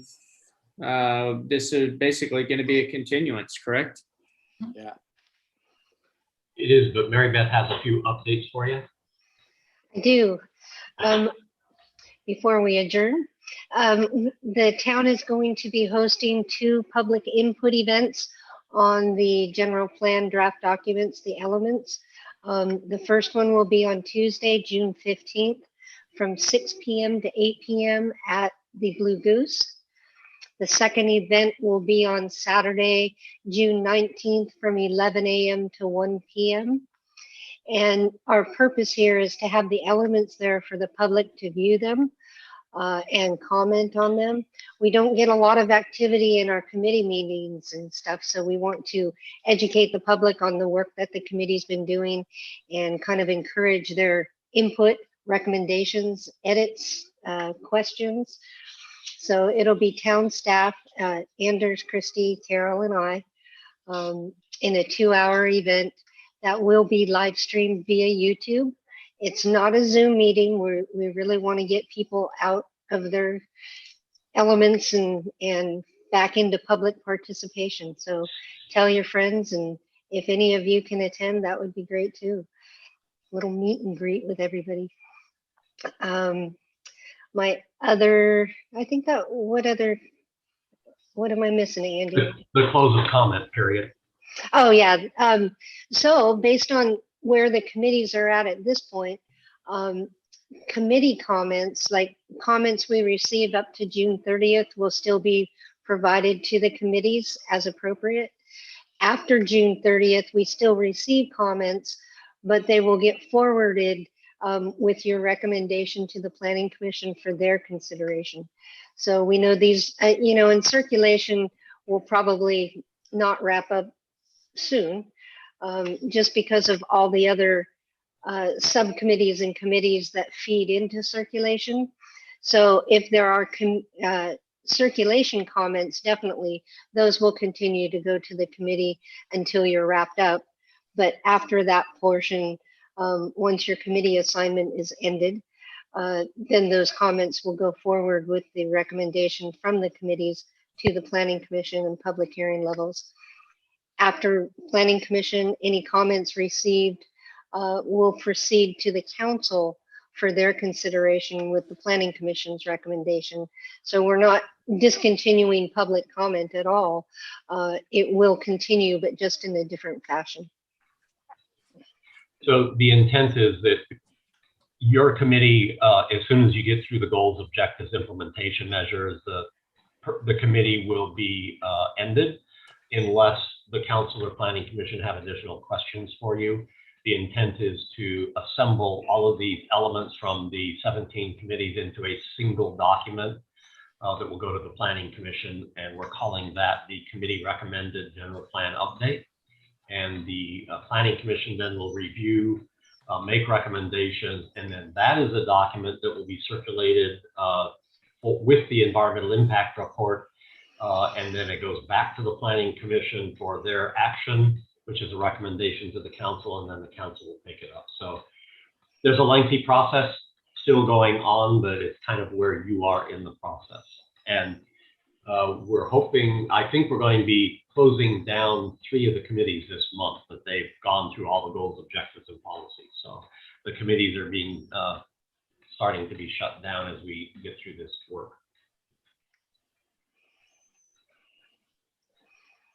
Perfect. Thank you. Anybody have anything else before we adjourn?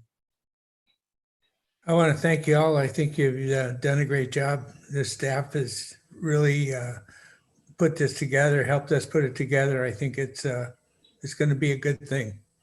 Yeah. Good. Thank you, Russ. I agree. With nothing else, we will adjourn till July 7th at 3 p.m. and hope everybody's safe and happy and stay cool. Thank you. Bye, everybody. Bye. Bye.